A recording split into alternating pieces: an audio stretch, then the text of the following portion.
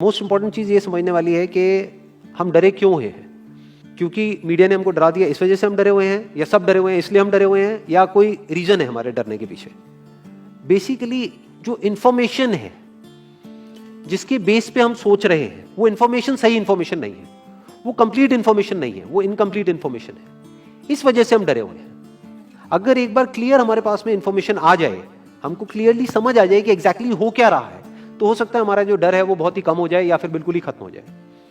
Current situation ये है कि नियर अबाउट 2 लाख केसेस हो चुके हैं इंडिया में, करीब करीब 5,800 डेथ्स हो चुकी हैं, 40 लाख टेस्ट हो गए हैं। और ये सबसे इंपॉर्टेंट है समझना हमको कि इस टेस्ट का क्या रोल है, जो भी हमारा डर है उससे उसका क्या कनेक्शन है।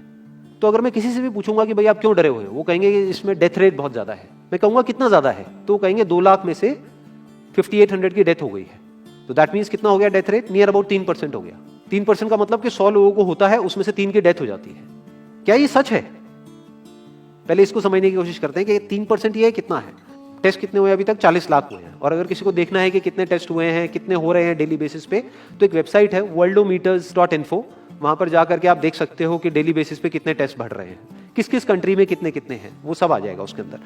तो अभी टेस्ट समझना जरूरी क्यों है? क्या इंडिया की पॉपुलेशन 40 लाख है? नहीं है। इंडिया की पॉपुलेशन क्या है? 130 करोड़। उसमें से टेस्ट कितने हुए हैं? 40 lakh, which is not even 1%। 1% भी देखे तो 1 करोड़ 30 लाख होता है।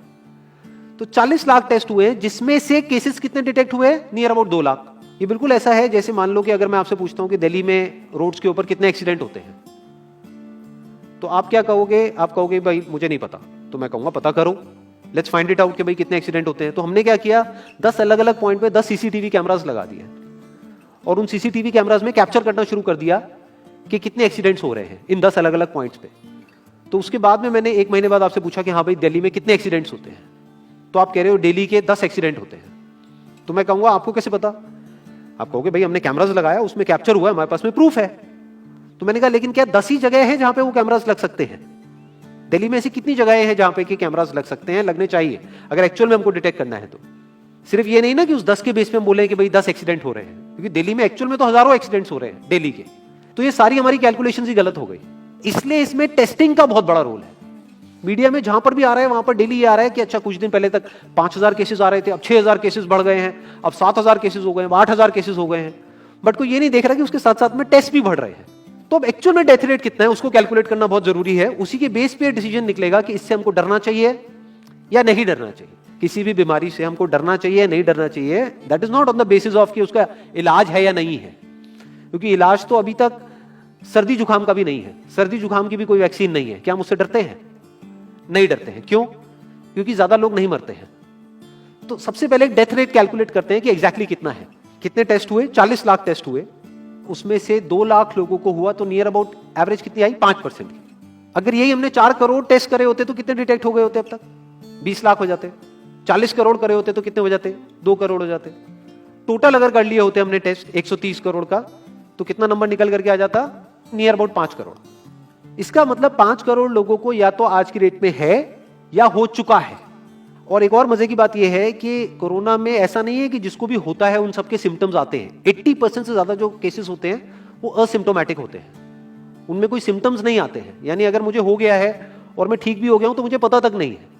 वो तब मुझे पता लगेगा अगर मैं अपने एक टेस्ट कराऊंगा जिसको एंटीबॉडी टेस्ट बोलते हैं, और मेरी बॉडी में एंटीबॉडीज मिलेंगी, तब मैं कह सकता हूं कि हाँ मेरे को था और वो ठीक हो गया है। तो अभी अगर हम बेसिक सी कैलकुलेशन करें तो 5 करोड़ निकल करके आ रहा है नंबर। उसमें से डेथ कितनी हुई है? 5,800। तो 5 करोड़ में से 5,800 डेथ हुई है।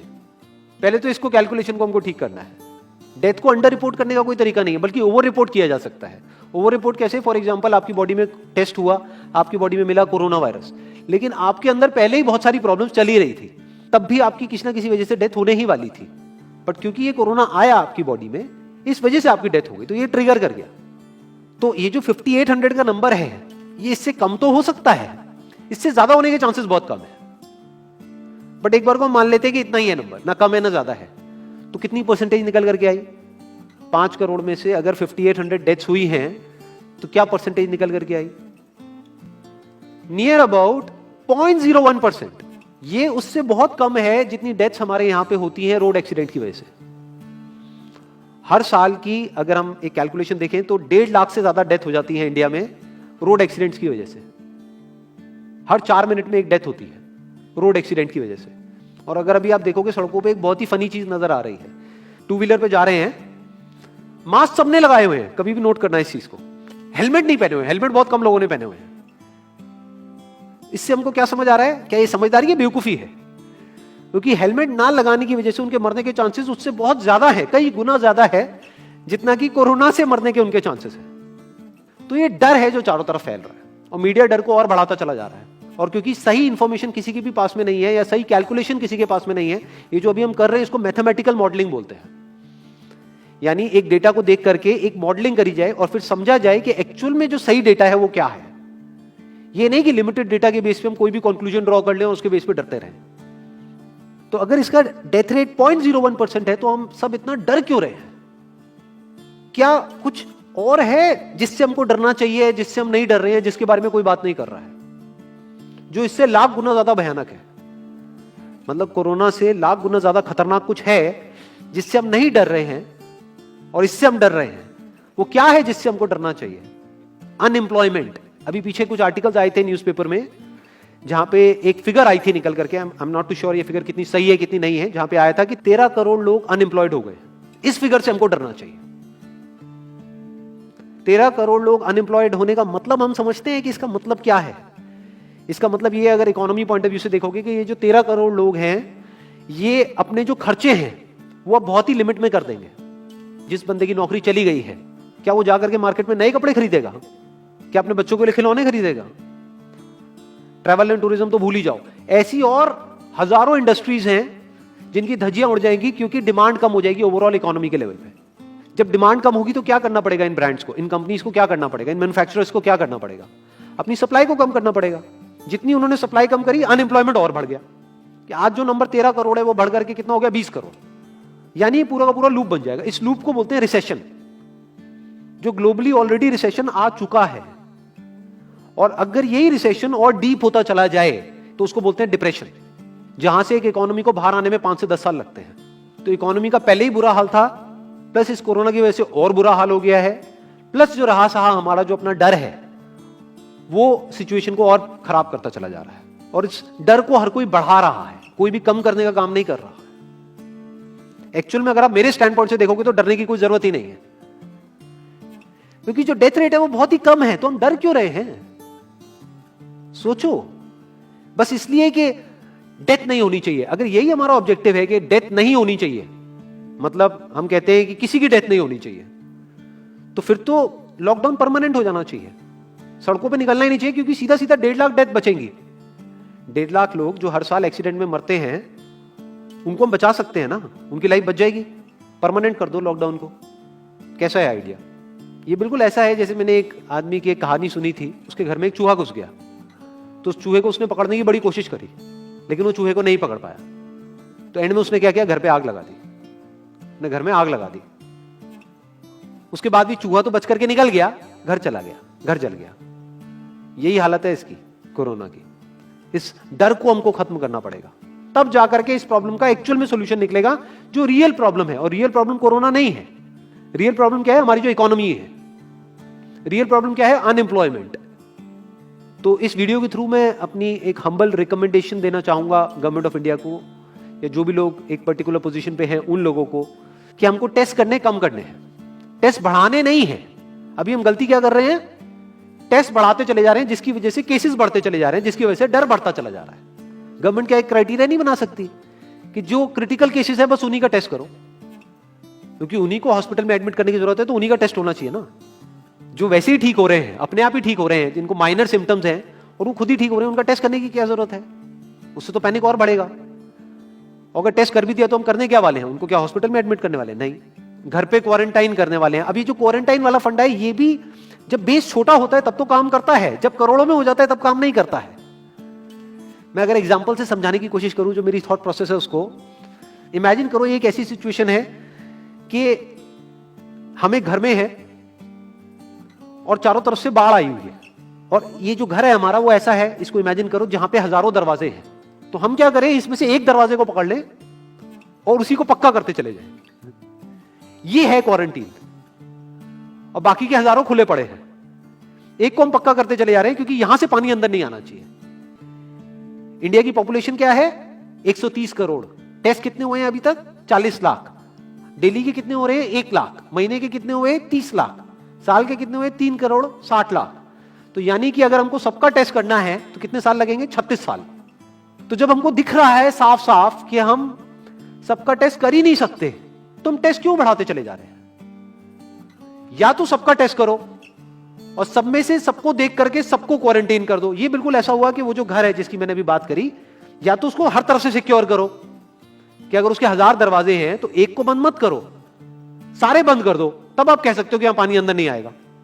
कि हमने 130 करोड़ लोगों का टेस्ट कर लिया है, उसमें से केसेस निकल गए हैं 6 करोड़, और 6 करोड़ को हमने क्वारंटीन कर दिया है। अब ये आगे नहीं फैलेगा, अब 6 करोड़ से 10 करोड़ पे नहीं जाएगा। बट हमने टेस्ट ही करे 40 लाख, जिसमें से केसेस आए 2 लाख। अगर इन 2 लाख को हमने क्वारंटीन कर भी दिया तो बाकी करोड़ों लोग तो बाहर घूम रहे हैं ना, तो उससे होगा क्या? तो अब हमको समझ जाना चाहिए कि इसको रोकने का कोई तरीका नहीं है। तो अब इसका प्रैक्टिकल सॉल्यूशन क्या है? गवर्नमेंट की तरफ से हमको सिर्फ ये इंफॉर्मेशन चाहिए कि भैया अभी कितने बेड्स ऑक्यूपाइड हैं आपके स्टेट में, और अभी कितने और आपने अरेंजमेंट कर रखा है, और कितने और कर सकते हो। अब वो बेड चाहे किसी हॉस्पिटल में हो चाहे किसी होटल में हो। और प्लस ये इंफॉर्मेशन क्यों नहीं जा रही लोगों के पास में कि इतना डरने की जरूरत नहीं है जितना आप डर रहे हो। हाँ ठीक है, प्रिकॉशंस लो, सेफ्टी मेजर्स लो, सोशल डिस्टेंसिंग को मेंटेन करो, लेकिन इतना डरने की जरूरत नहीं है जितना आप लोग डर गए हो, क्योंकि डेथ रेट कम है। ये इंफॉर्मेशन जानी चाहिए अब लोगों के पास में, वक्त आ चुका है। अगर ये नहीं गई तो प्रॉब्लम सॉल्व नहीं होने वाली इकोनॉमी के लेवल पे। कॉन्फिडेंस खत्म हो चुका है, रियलिटी को हमको पहले समझना होगा। अभी प्रॉब्लम क्या हो रही है? हम कह रहे हैं कि हाँ कंस्ट्रक्शन एक्टिविटीज अलाउड है। गवर्नमेंट को क्या लग रहा है? अलाउड बोल करके सारी प्रॉब्लम सॉल्व हो जाएगी। अलाउड तो हो गई, बट मेरे जो फ्रेंड्स हैं जो कंस्ट्रक्शन इंडस्ट्री में हैं, वो बता रहे हैं कि लेबर ही नहीं है, लेबर सारी अपने गांव चली गई है। तो अब कौन कंस्ट्रक्शन करेगा वहां पे? अब ये लेबर चली तो गई है, इसको वापस कैसे बुलाओगे? मीडिया में अगर रोज ये दिखेगा कि केसेस बढ़ रहे, केसेस बढ़ रहे, केसेस बढ़ रहे, वापस आएंगे वो लोग? 1 से लाख नहीं आएंगे। तो उनको मीडिया में क्या दिखना चाहिए, न्यूज में क्या दिखना चाहिए? कि अब ये प्रॉब्लम सॉल्व हो रही है। तो लोगों के अंदर का डर निकलना चाहिए। यानी जो भी मैंने अभी तक कहा, अगर मैं उसको सम अप करूं तो वो क्या है प्रैक्टिकली, अगर पॉइंटर्स में सॉल्यूशन देखा जाए। नंबर 1 मोस्ट इंपॉर्टेंट, टेस्ट धीरे धीरे हमको कम करने हैं, बढ़ाने नहीं है। दिन के 1 लाख टेस्ट हो रहे हैं, मैं ये नहीं कह रहा कि एकदम से 10,000 कर दो, 1 लाख के 90,000 कर दो, एटलीस्ट बढ़ाओ मत। समझ गए? 1 लाख के 1.5 लाख टेस्ट मत करो दिन के, 2 लाख मत करो, क्योंकि तब भी 36 साल लगेंगे पूरा करने में। अगर आपने स्पीड डबल भी कर दी तब भी 18 साल लगेंगे। 18 साल तक तो पता नहीं ये बीमारी कहां होगी, किसी को याद तक नहीं होगा। तो करना क्या है गवर्नमेंट को? अगर थोड़ा सा सेंसिबली चले कि टेस्ट को धीरे धीरे कम करते चले जाओ, यानी 1 लाख से 90,000 कर दो, फिर कुछ दिन बाद 80,000 कर दो, फिर 70,000 कर दो। इसकी वजह से क्या होगा? मीडिया में केसेस कम होते हुए दिखेंगे, अखबारों में केसेस कम होते हुए दिखेंगे, हर जगह पे जहां पे अभी आ रहा है कि अभी तक की सबसे बड़ी फिगर, आज तक के सबसे ज्यादा केसेस, वो सब धीरे धीरे कम हो जाएंगे। कम मीडिया में पैनिक फैलेगा, कम पैनिक फैलेगा लोगों में, धीरे धीरे लोग बाहर निकलना शुरू होंगे, जो अभी नीड ऑफ द आवर है। धीरे धीरे लोग बाहर निकलेंगे, धीरे धीरे डिमांड बढ़ेगी, धीरे धीरे लोगों में कॉन्फिडेंस आएगा, धीरे धीरे लोग जो गांव चले गए हैं वो वापस आएंगे। एक्चुअल में काम शुरू होगा, ऑन पेपर नहीं कि काम शुरू हो गया है, एक्चुअल में लोगों का काम शुरू होगा, लोगों का काम शुरू होगा, इकोनॉमी शुरू होगी। बिल्कुल ऐसा है जैसे 2 महीने के लिए आप किसी गाड़ी को बंद करके कहीं पे रख दोगे राज में, तो क्या होगा? बैटरी डाउन हो जाएगी। उस वक्त क्या करना पड़ेगा? उसको धक्का मारना पड़ेगा। तो अभी उस धक्के की जरूरत है, जंप स्टार्ट की जरूरत है। अब जो टाइम है वो डरने का नहीं है, इस डर को खत्म करने का है। क्योंकि कोरोना ने जितने लोगों को नहीं मारा, ये डर मारने वाला है असलियत में।